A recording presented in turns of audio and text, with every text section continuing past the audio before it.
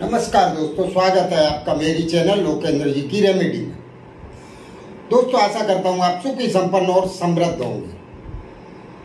तो चलिए दोस्तों, आज की वीडियो का विषय एक बहुत ही सफल और कारगर विषय है। ये क्रिया उन लोगों के लिए है दोस्तों जिनके पास एक से अधिक समस्याएं होती हैं। वो किसी न किसी उलझन में फंसे रहते हैं। एक समस्या से उनका पीछा छूटता है तो दूसरी 4 समस्याएं उनको फिर से घेर लेती हैं। ये क्रिया इतनी पावरफुल है दोस्तों, समस्या चाहे जैसी भी हो, नाम गिन पाना मुश्किल है। जैसे कि आपके पास पैसे की आवक नहीं हो पा रही है, या आप काबिल होते हुए भी आपको आपकी लेवल की नौकरी नहीं मिल पा रही है। आप हर तरह से हर तरह आप सक्षम हैं बिजनेस शुरू करने के लिए, लेकिन आपका किसी कारणवश बिजनेस स्टार्ट नहीं हो पा रहा है। आपके यहाँ कितने ऐसे अचानक ऐसी रुकावटें आती हैं जिससे किसी काम को अंजाम देने की आपने पूरी तैयारी कर लिया है। आपके जितने भी फैमिली मेंबर्स हैं सारे उसमें सहभागी हैं और सबकी इच्छा है कि ये काम कर लिया जाए। अचानक कुछ ऐसा बनाव बनता है कि उसी में से कुछ लोग उस काम का विरोध करने लग जाते हैं। तो दोस्तों, आपने कभी सोचा कि ऐसा कब होता है और क्यों होता है? कितनी बार क्या होता है कि कुछ आपके विरोधी, मतलब शत्रु जिनको कहा जाए, तो कुछ ऐसी क्रियाएं करवा देते हैं या ऐसी कोई नेगेटिविटी आपके घर भेज देते हैं, नकारात्मक शक्ति जो आपके घर में रह के और वो अपना काम करती होती है। तो आपका जो शुभ काम है या अच्छे काम है जो भी आप करने जाते हैं तो उसमें वो बाधाएं उत्पन्न करती है। तो इस टाइप की भी नकारात्मक शक्तियां इस क्रिया को करने के बाद दोस्तों मैं दावा करता हूं कि वो 1 सेकंड भी आपके घर में नहीं ठहर पाएंगे। इसका प्रयोग करने से कितने ही लोगों का भला हुआ है और ये मेरा खुद का भी प्रयोग किया हुआ उपाय है। ये उपाय कभी विफल नहीं जाता। तो ये शुरू करने से पहले दोस्तों मेरा आपसे निवेदन है कि मेरी चैनल को सब्सक्राइब अवश्य कर लें और बेल आइकन दबाना ना भूलें, जिससे मेरी आने वाली वीडियो आसानी से आपको प्राप्त हो सके। दोस्तों, इस क्रिया को करने के लिए आपको किसी निश्चित दिन की जरूरत नहीं है। हाँ, अगर कोई शुभ मुहूर्त वाला या कोई शुभ दिन हो तब ये क्रिया बहुत ही पावरफुल सिद्ध होगी। नहीं तो आप किसी भी दिन इस क्रिया को आप कर सकते हैं। ये क्रिया करने के लिए दोस्तों अगर शाम का समय आप पसंद करें, शाम का समय मतलब रात नहीं, दिन भी नहीं और रात भी नहीं, जो दोनों का मिलन होता है दिन और रात का, वो समय आप पसंद करें। और आपका इसमें कोई खर्च नहीं है दोस्तों।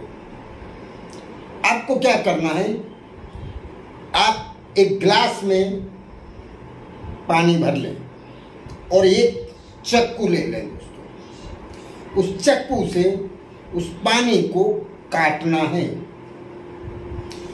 ये शुरू करने से पहले आपको जमीन पे आसन बिछाना है और पूर्व दिशा की तरफ आपको अपना मुंह करके बैठ जाना है। और अपने सामने जमीन पे आपको पानी का गिलास रख लेना है। ये रखने के बाद आपको संकल्प करना है, आप किसी एक ही समस्या या एक ही काम के लिए आप एक बार इसका प्रयोग कर सकते हैं। 4 या 5 समस्याएं आप एक बार में नहीं रख सकते। एक बार में आपको एक ही समस्या का संकल्प लेना है। पानी काटने का मतलब होता है दोस्तों, आपको ये ध्यान रहे कि जैसे आपके शुभ कामों में या आपकी तरक्की के रास्ते में या माता लक्ष्मी को आपके घर आने से किसी ने कोई रुकावटें पैदा कर रखी हैं, वो रुकावटों को आपको काटना है। उनके रास्ते में जो दीवारें खड़ी हैं वो दीवारें आपको गिरानी हैं।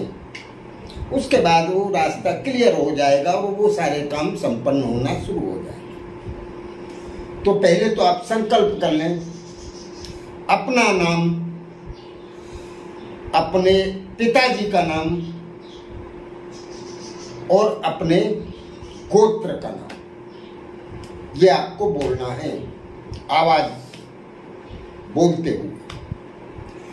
और अगर कोई महिला कर रही है तो महिला को अपना नाम, अगर शादीशुदा है तो अपना नाम, अपने पति का नाम और अपने गोत्र का नाम। मैं ये, मेरे पति का नाम ये, मेरा ये गोत्र है, मैं इस क्रिया को इस काम के लिए करने जा रही हूं,